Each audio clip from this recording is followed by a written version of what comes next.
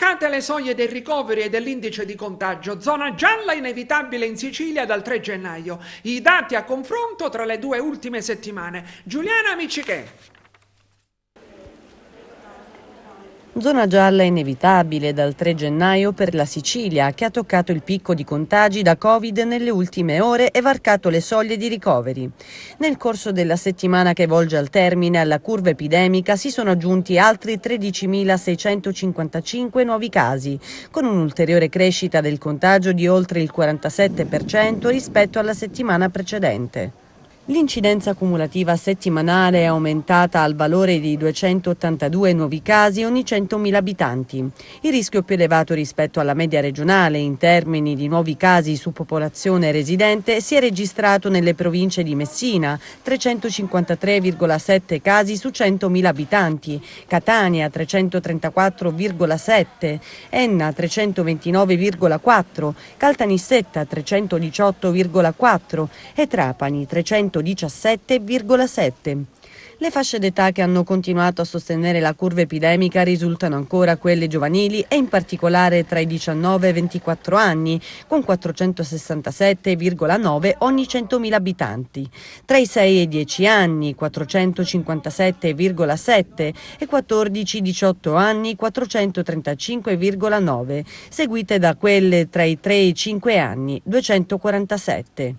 L'andamento dei contagi si è accompagnato anche ad un incremento del 26% di nuove ospedalizzazioni settimanali, 444 in più, con ricadute sull'occupazione dei posti letto in area ordinaria in crescita rispetto alla settimana precedente. Meno di 1 su 5 ricoverati ha un'età inferiore ai 50 anni.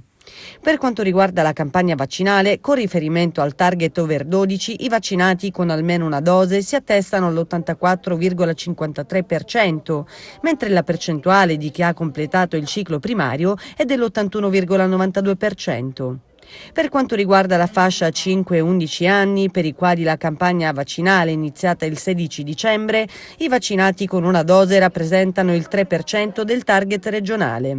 In riferimento alla terza dose, attualmente su un target da vaccinare pari a 2.459.320, sono state vaccinate 996.538 persone, il 40,52%. E a fronte del dilagare dei contagi, il professor Cristoforo Pomara, direttore della medicina legale del Policlinico di Catania, componente del comitato tecnico scientifico, propone l'obbligo di vaccino europeo e poi per i non vaccinati interviene così. Restrizioni, le più determinate.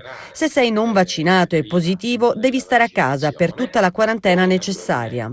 E se all'ultimo giorno spunta fuori un sintomo, resti a casa lo stesso.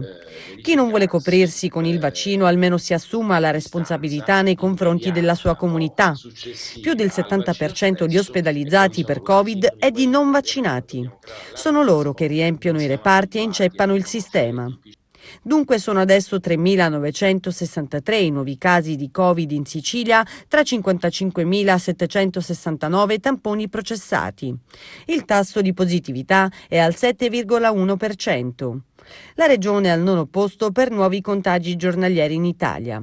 Gli attuali positivi sono 37.946 con un aumento di 2.718 casi.